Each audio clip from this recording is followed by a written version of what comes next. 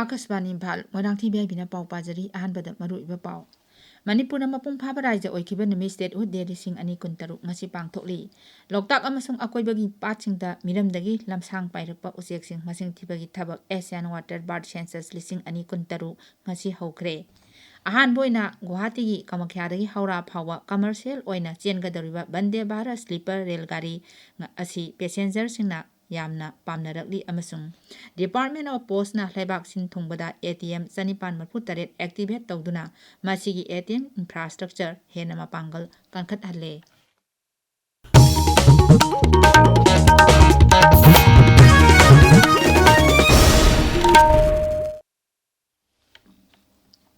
Manipur na mapung phaba raija oikiba numit statehood day lising ani kuntaruk ngasi pangthokli Inkumja lising amo chamapun mudani thoigi ngasigi numit asida Manipur Bharat ki mapung phaba raija ma oiki Raja Sarkar na sinduna Imphal gi ahanba Manipur Rifles Parade Ground da pangthokpa statehood day thoramda Rajapal Priyokumar Bhalana ningthijaraba mass pass parade amagi salami oki amasung manamathung kya yenthokhi tungda numit asiga mari leinana Rajapal Priyokumar Bhalana Imphal gi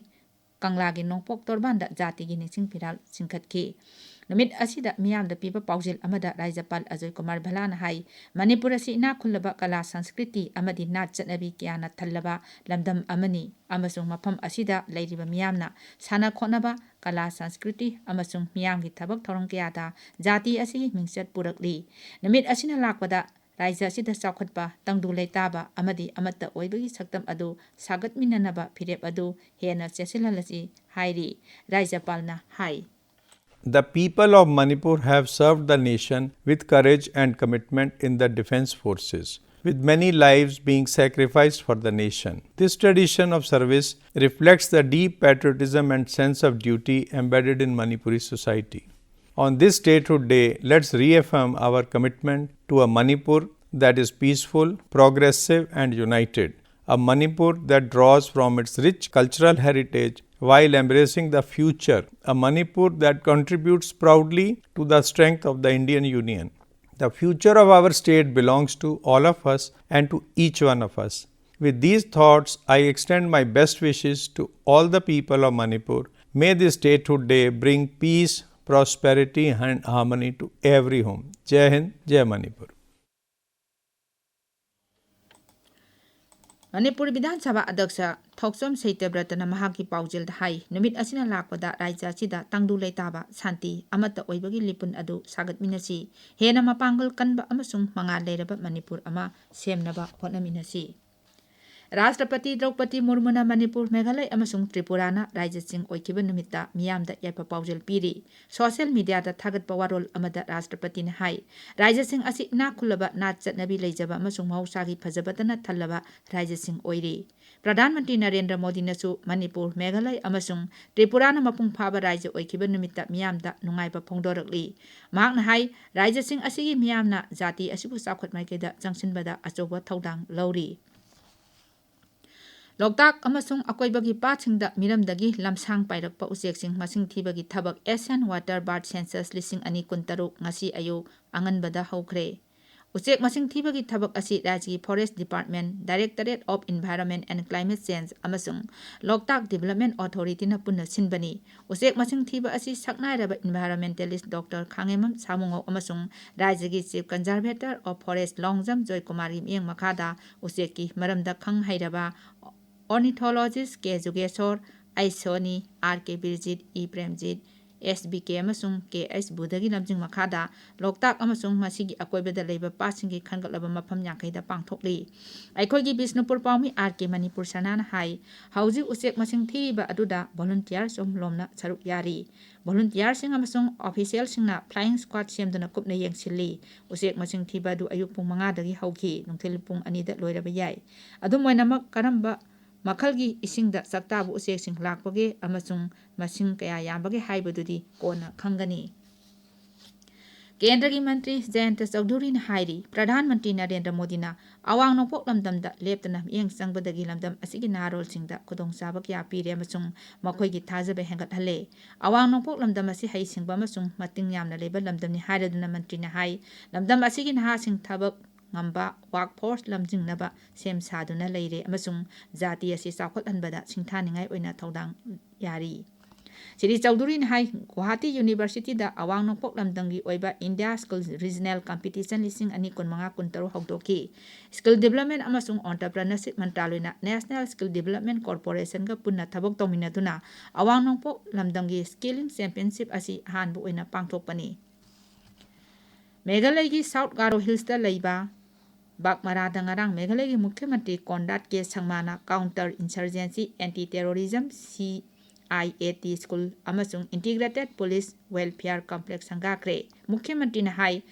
Counter Insurgency amasung Anti-Terrorism School asina asukpa umangsing labdam sigi sing nusit ki phibam amasung khodong thiningai oiraba singsang sing asidagi kanaba lawduna school asi khumang chawsinba training program singi yamna phaba mafam ama oiragani siri sangmana hai training asida akanana ain sanahanba amadi counter terrorism da thengnariba singnaba singi yenglaga leptana innovation tawba amasung anoba wakhalon sengkotpa yamna maru oi tabiriba pawasi akasbani Imphal dagini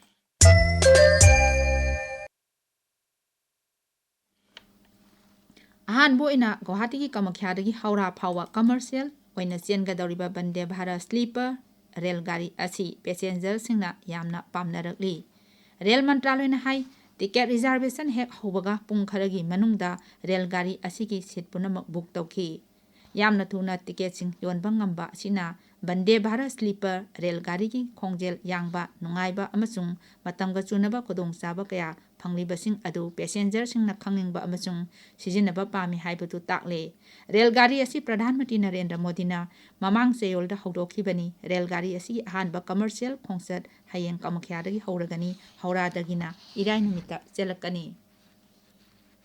Department of Post na Laibak Sin Thongbada ATM Chanipan Marputaret activate tawduna masigi ATM infrastructure hena mapangal kankhat ale Communication Mantraloy na hai ATM sing asigi khuthangda customer singna yamna komna sel lokthokpa makhoigi account balance sengba amasung tangai phadaba banking transaction sing pangthokpa ngamalagani Mantraloy na hai thorang asina akhanana khungang amasung banki khodong jaba leitaba mafam singi miyamda chawna kanahalagani thorang asina digital transformation gi khuthangda mafam khudingmak sel thongi oina konsinba haiba sarkar gi miyang adudasu mateng oiragani Mantraloy na hai khongthang asina banki thabak sing hena laina pangthokpa ngamba sijinariba miyamda makhoi gi thabak laithauhanba amasung banki thabak sing makhoi gi yum manakta yoksilhanbadasu mateng oire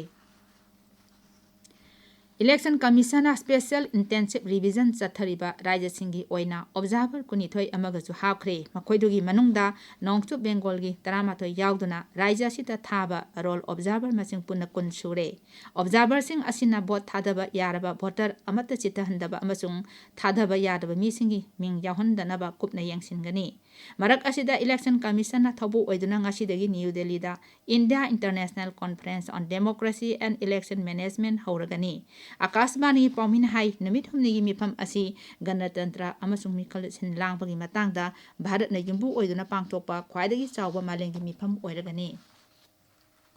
BJP ki President Nitin Nabina Lakliba Kerala Vidhan Sabha Mikal Gidama Binod Taurebu Election in charge amasung Sabha Karan Lajebu Election Co in charge Hakre Telangana ki Municipal amasung Corporation Mikal Gidama Shri Nabina Asis Selarbu Election in charge amasung Asok Parnami Amadi Rekha Sharmabu Election Co in charge oina Hakre Mudramapan Suba National Football Championship for Santos Trophy ngasidagi Assamda hauragani tournament asida punna team 12 saruk yagani team sing asi group ani thokna khaidoktuna sanagani group A da hanagi champion West Bengal Yumbu Assam Nagaland Rajasthan Uttarakhand amasung Tamil Nadu na yauri aroibada maruiba pau amo